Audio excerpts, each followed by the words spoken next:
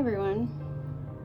I thought I'd do something a little bit different for this video because I have been spending my entire week here at this desk, and so I thought I'd do a little desk vlog, desk tour, mini sketchbook tour, yeah, whatever you guys want to call it. It is just talking to you from my workstation and just giving a little update. I'm not sure I'll be able to post any other type of video this weekend. I've been doing some other work that I've had a couple of commissions for some jewelry from my lovely friend Tema, and this bag here, I don't even know how many are in here, but it took me like the last 3 days to do these. These are pendants, wire wrap pendants with gemstones, and I have a new store that I have to go to possibly drop them off to or see what they'd like to take. And I'm going with my job coach to do that, so I had to kind of devote my time to that this week. And I don't know if you guys have ever seen like an entire shot of my desk, but this is it. And everything is really concentrated into one spot so I can find it easily. And of course, I've got a lot more art supplies than this. You know, I have this little tower over here.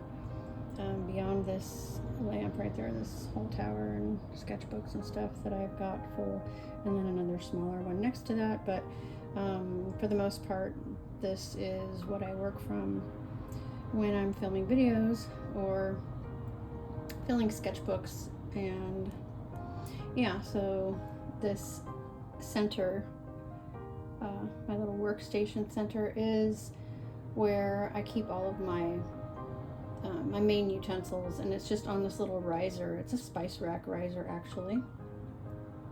I find that instead of trying to reach over things and just kind of seeing where they're all at in one area is a lot easier for me. And I have a tiny little caddy over here, but like a really large caddy just, I mean, wouldn't be optimal. This is my little one if I want to like work on something specific and I just pull it close to me. Use that. But yeah, a bunch of Posca pens and markers. I have an entire other rolling station thing that I have all my watercolors and paints on, but that's in another area, and I only pull that out when I'm working on a large piece in the corner of my room where I have an easel. And I don't know if you guys will like see this little, I'll just shine a light over there. It's kind of messy, but whatever. I haven't worked over there in a while. Yeah, that's my easel. It's they call it a horse, a wooden horse. And above that is like all of my large watercolor palettes on that little shelf right there, because when I'm working on my large stuff, I work on that art. Can I speak at all? I work on it with my large palettes. So as far as my desk, I've got these smaller palettes. These are my little portable desk size palettes that I've made. They're specifically for working at the desk because they are easy to grab and they don't take up much space and yada yada yada. If you guys ever want me to do a video on how I make those, let me know down in the comments. But for the most part, if you guys are familiar with making your own, I'm gonna have to put this on. I think this is the mount that I use usually for my camera. That's where I'm gonna put you right now. Yeah, these little palettes are by brand. So this is my, let's see if I've got you in frame. This is my M-gram. Oh gosh, can I even open this? It's been a while since I opened it. And this is large pans. I'm trying to move away from half pans because I don't like what they do to my brushes.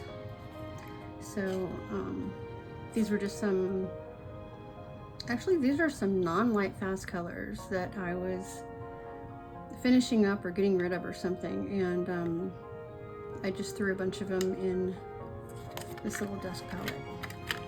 So these colors weren't exactly chosen specifically for any reason other than most of them weren't light fast, and then I supplemented it with a couple of things like yellow ochre and some other, yeah. Anyway, so that's M-Gram. This is Core.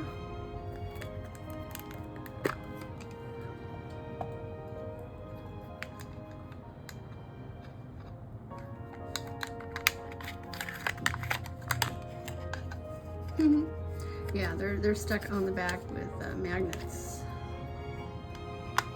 and then I write on them what they are so that I can refill them. And that is my Core palette. This is Mary Blue. I was just trying this brand out. I don't have a whole lot of colors. I think I have like 15 colors from them. There's, or no, it looks like 13 actually. 13 colors from them.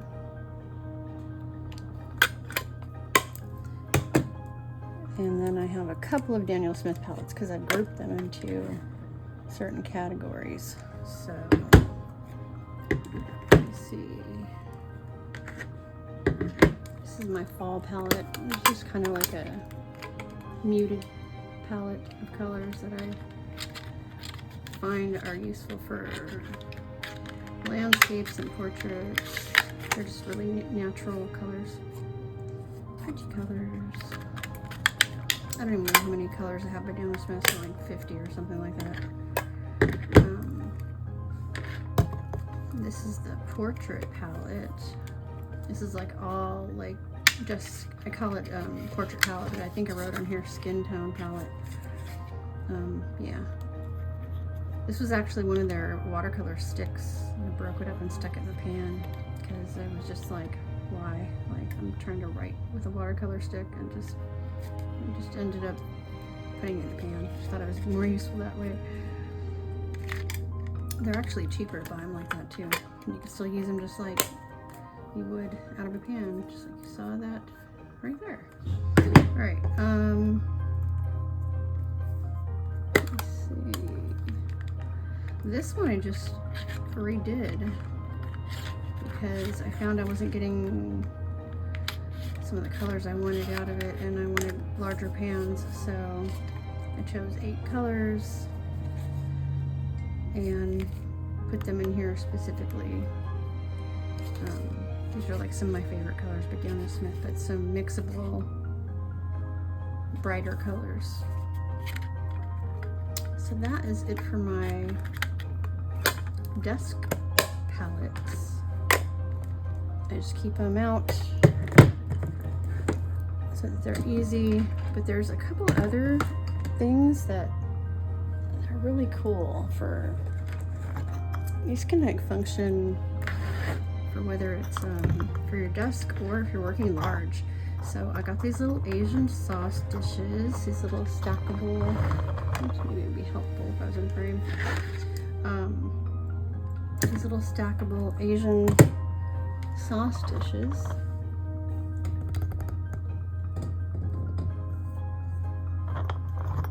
And I have some of my favorite colors in here that I like to use for canvas, well, paper canvas toning. So these are all watercolors.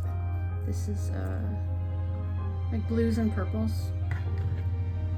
A couple of different browns. I think this is Mission Gold, Ultramarine Violet, Daniel Smith, Phthalo Turquoise, like one of my favorite colors ever. No, this is the Ultramarine Violet, and that is Purple Lake by Winsor & Newton. Actually, it's a Cotman color. But this is my other favorite color in the whole wide world. This is by Winsor & Newton. It is Permanent Rose. Something about this color, it's a lot A lot different than most PB19s. But I tone my backgrounds a lot with this color. And what is this? Oh, this is Core.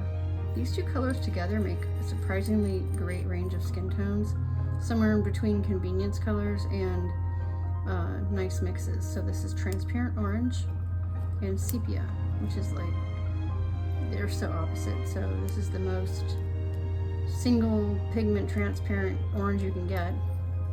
It even fades to like a yellow. And this sepia has like 3 or 4 colors mixed into it, and it's not super transparent. But these two colors together make a wide range of really nice skin tones, even far off into the deep skin tones. So what else do we have here? Brown Matter, my other most favorite color ever in the whole wide world. This is PR206.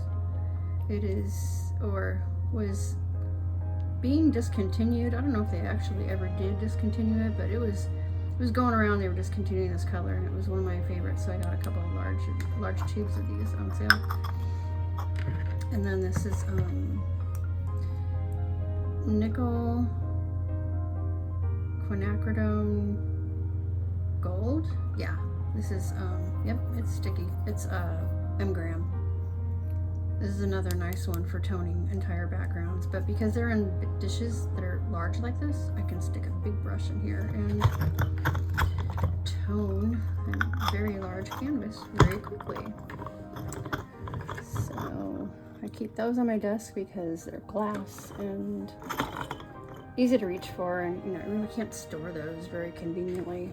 They just kind of stay over there.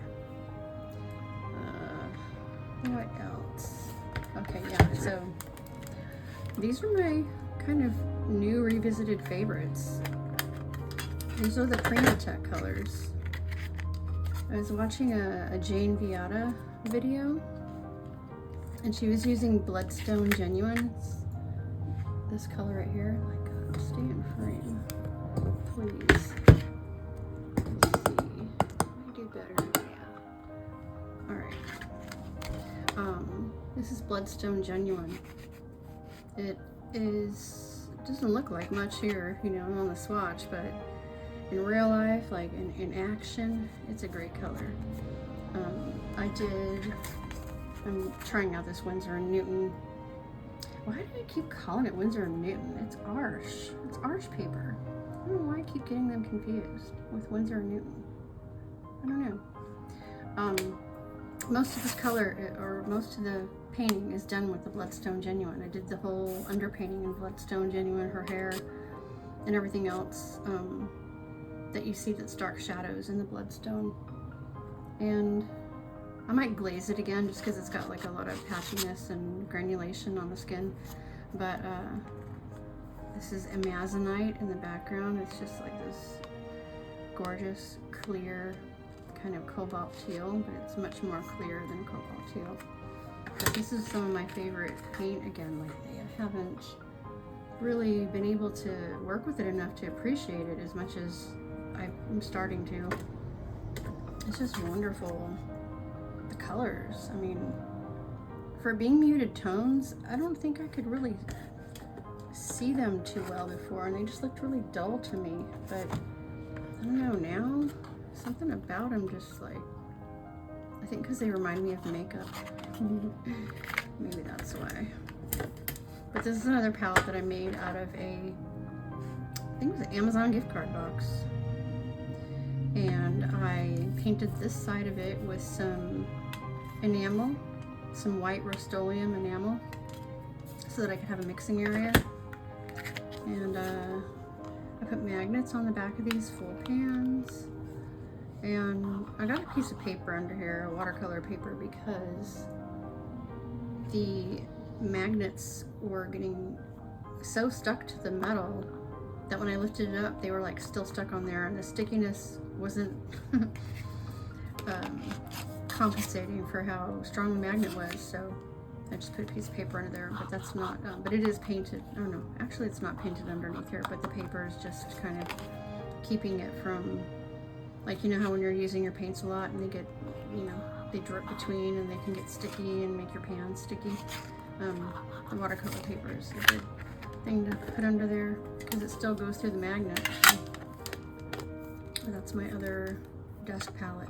These are so heavy because they're gemstone paints. There's a lot of minerals in here. And yes, I know they are mixed with other pigments that are not disclosed. It's like a big deal with the Primatech paints. But you can tell. I mean, you could smell it too. Like you can smell the minerals. It's like sort of a metallic smell, and some of them like garnet. But so that is a new favorite recently. And then maybe I'll just kind of give you guys a little miniature sketchbook tour of my tiny sketchbook that I've been working in for the last, I don't know, maybe 2 weeks now. And I've been really enjoying the Lumograph pencils. Normally when graphite artists talk about sketching in different tonal ranges like HB, 2B, 6B and up, I could never really work up from the lightest tone because I couldn't really see the lightest tone, and because these are matte I can see them a little bit better. So I have actually been able to enjoy the gradual range increase, like while you're building value and stuff with these. I know you just like use less, or maybe like if you're using with charcoal you can do that, but for some reason something about these just made it a lot easier for me to achieve the depth. So yeah, I don't know what's going on with her facial expression, but she's like all surprised and angry or something, I don't know.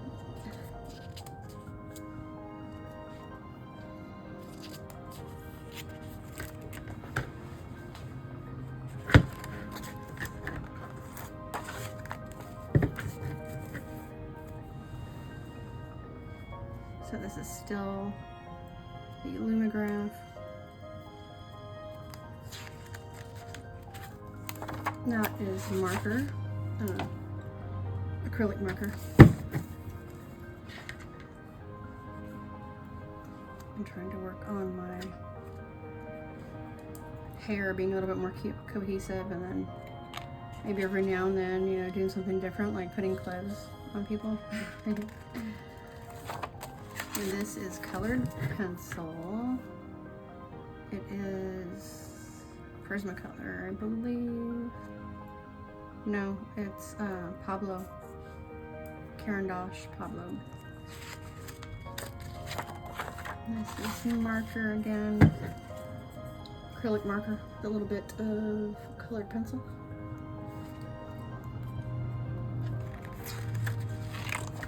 And this is the Lumograph pencils. I was doing a photo reference of somebody with a trippy expression on their face, and I mean, I know it looks weird if you haven't seen the photo reference, but trying to capture this person's particular expression was, I mean, I still look at that photo reference and I'm like, what is she thinking? Like, because she, like, her eyes almost look like sad and like almost surprised at the same time, like, oh my god, what's going on? And then she's doing this like cheeky, like, oh really kind of thing with her mouth. So it's a really trippy facial expression. Anyway, yeah, so that is the acrylic markers again, and that's as far as I've gotten in this book. This is the 5x7 tiny sketchbook. I started another one of these so that I could do my little shorts or whatever, but yeah, that was my first few that I've done in this book. So anyway, just wanted to check in with you guys and post an update because I don't usually do that, and I've just been really like stuck at this desk, so I thought, well, maybe I will take you guys on a little desk tour. yeah, so anyway, hope you guys are having a good night, and I will see you in the next one. Bye.